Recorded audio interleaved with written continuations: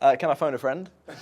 What would you say actually? That's definitely energetic. This is why. Excuse me.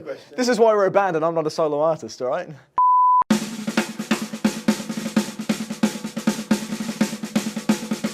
The band, actually, me and Antoine were for the last 7 years playing together with the Creepers, and Ben was the last member who joined the Creepers. But since February, March, we started Vinyl Paradise.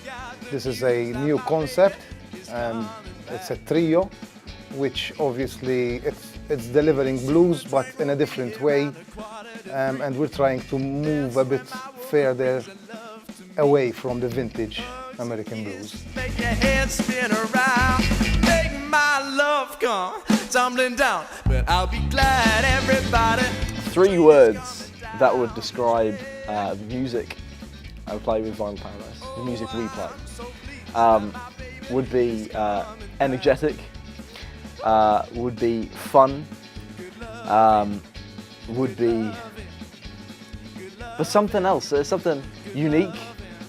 Good loving, good loving, good loving, good loving, good loving. This year we will be playing the Blues and Brews area on the 28th of July. We play there as a trio, performing our usually contemporary set of blues, which includes even original stuff.